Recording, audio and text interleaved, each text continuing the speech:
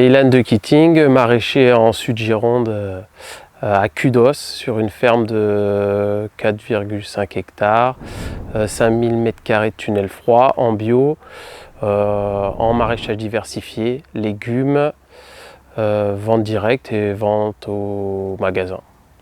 On est en goutte à goutte, aspersion sous serre et pareil en plein champ, selon les types de cultures et selon la saison, parce qu'on cultive été et hiver. Donc sur la ferme, on est équipé de tensiomètres pour suivre l'humidité des sols et d'électrovannes pour avoir la gestion sur le téléphone de l'irrigation des serres et du plein champ.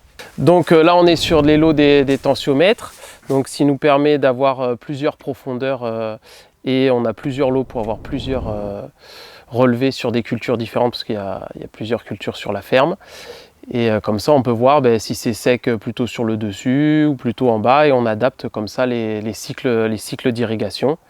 Donc ceux-là, c'est des normaux où on vient les regarder sur chaque tensiomètre. Et après, voilà, on essaie de faire des télétransmis qui nous les envoient direct sur l'ordinateur. Comme ça, on peut regarder ça au calme et faire comme un petit tour d'irrigation des parcelles, mais en restant tranquille. Pour l'irrigation, on a ces petits boîtiers, c'est ce qui commande les électrovannes qu'on a ici et qui nous permettent de faire des cycles d'irrigation. Donc sous serre par exemple, on arrose 7 fois 5 minutes ou 7 fois 10 minutes par jour, ça dépend des saisons.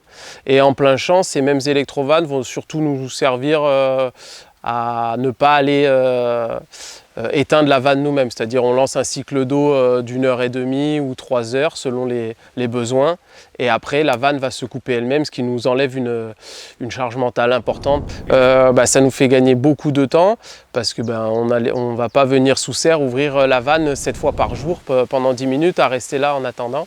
Donc non, on gagne beaucoup de temps, de la qualité de travail et de la qualité d'irrigation. Du coup, ce qu'on va essayer de développer sur l'exploitation pour l'irrigation et la numérisation, c'est les outils un peu de contrôle. Justement, l'automatisation, c'est bien, mais ça engendre du fait qu'on contrôle moins, parce qu'on a confiance, et des fois il y a quand même des problèmes.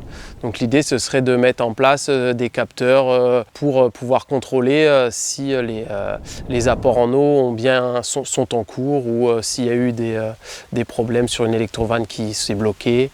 Un exemple tout bête, voilà un tuyau qui a été bouché par le passage d'un salarié dans les serres, et si on a un capteur pour s'en rendre compte, on pourra directement intervenir plutôt que d'attendre de voir les sondes tensio qui baissent fort.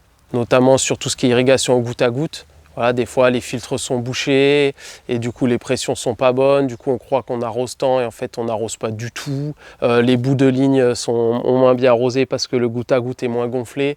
Donc ça, c'est des choses qui nous arrivent souvent. En fait, l'idée c'est ça. Et voilà, c'est avoir des yeux un peu partout, aux endroits stratégiques pour pouvoir intervenir avant que ce soit la catastrophe.